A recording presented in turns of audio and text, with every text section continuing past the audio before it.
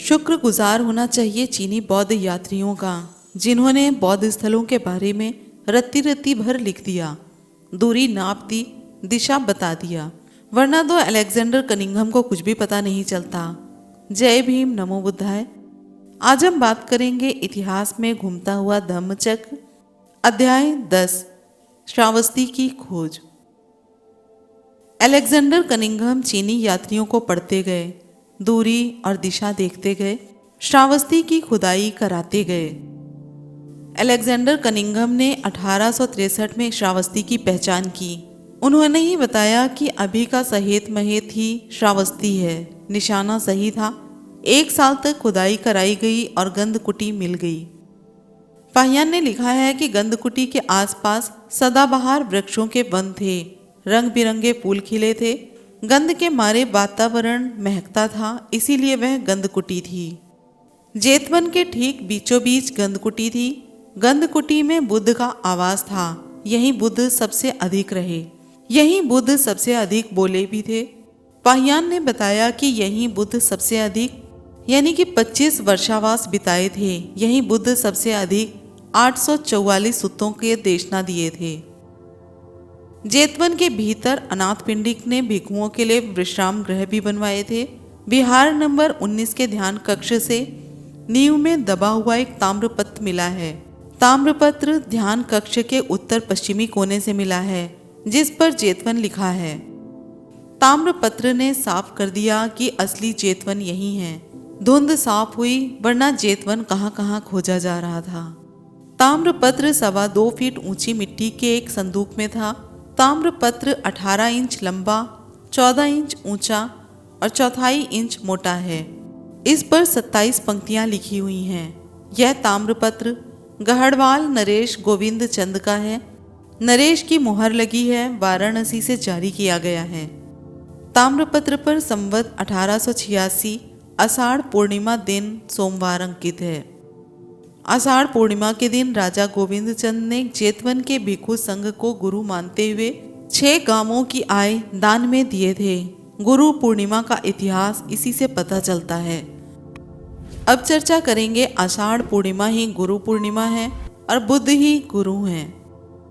बुद्ध ही गुरु हैं। इसी गुरु ने गुरु पूर्णिमा के दिन सारनाथ में पहली बार सार्वजनिक ज्ञान दिया था। बुद्ध ही गुरु हैं। इनकी ही शिक्षाएं दुनिया भर में अनुदित हुई। बुद्ध ही गुरु हैं। अनेक देशों में इसी गुरु के कारण अनेक शिक्षा केंद्र खोले गए। बुद्ध ही गुरु हैं। अनेक भिक्षुओं ने इसी गुरु के ज्ञान का अनेक देशों में प्रचार किया। बुद्ध ही गुरु हैं। इसलिए अनेक देशों में पढ़ाई का सत्र गुरु पूर्णिमा के माह जुलाई से आरंभ होता है। बुद्ध ही गुरु हैं। अनेक राजाओं ने गुरु पूर्णिमा के दिन अनेक भिक्षु संघों को शिक्षा हेतु अनेक गांव दान दिए। पुरखों से जो हम सुनते आए हैं कि प्राचीन मुनि पहाड़ की गुफाओं में ध्यान साधना और अध्यवसाय किया करते थे। आखिरकार वे मुनि कौन थे? वो भिक्षु ही थे। विश्वगुरु बुद्ध ही थे। इन्होंने ही आषाढ़ पूर्णिमा को पहली बार शिष्यों को गुरु पद से सारनाथ में सार्वजनिक ज्ञान दिया था। इन्हीं के नाम पर गुरु पूर्णिमा है। देश के राष्ट्रपति और प्रधानमंत्री ने गुरु पूर्णिमा 2020 की बधाई दी थी और बुद्ध के दिए ज्ञान को आत्मसात करने की बात कही है। विश्व गुरु जिस दिन ज्ञान पाए वह बुद्ध पूर्णिमा है और जिस दिन ज्ञान दिए वह गुरु पूर्णिमा है। विश्व गुरु को पहली बार सार्वजनिक ज्ञान देने का बतौर अंग्रेजी महीना जुलाई है। इसी माह में बौद्धों का वर्षावास आरंभ होता है और पठन पाठन का दौर शुरू होता है। भारत के अनेक विश्वविद्यालयों में जुलाई से पठन पाठन का नया सत्र प्रारंभ होने का रिवाज की जड़ यही बुद्धिस्ट परंपरा है। एशिया के अनेक देशों ने बुद्ध की शिक्षाओं को आत्मसात किया। उनके अनेक देशों के नाम बुद्ध से जुड़े हैं। तिब्बत का असली नाम बौद्ध है। आज भी तिब्बती लोग अपनी मातृभूमि को बौद्ध ही कहते हैं। बौद्ध दरअसल बुद्ध का परिवर्तित रूप है। बौद्ध का एक परिवर्तित रूप भोट है। इसीलिए तिब्बती भाषा को भोटी या फिर भोटिया कहते हैं। भोट यानी कि बौद्ध लोग भूटान में भी रहते हैं, इसीलिए वे भूटान हैं। कनिष्क ने बुद्ध को बोधो लिखा है, तिब्बत वालों ने बौद्ध लिखा है। तिब्बत और भूटान दोनों बौद्ध देश हैं और दोनों देशों के नाम बुद्ध के नाम पर पड़ा है। बुद्ध के व्यक्तित्व में वो जादू था कि कई देशों ने अपना नाम बुद्ध के नाम पर रख लिया। श्रीलंका का सिलोन नाम पुर्तगाली नहीं बल्कि बौद्ध टर्मिनोलॉजी है।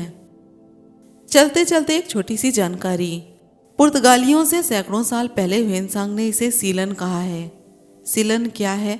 विनय पिटक के नियमों से संचालित होना सीलन है।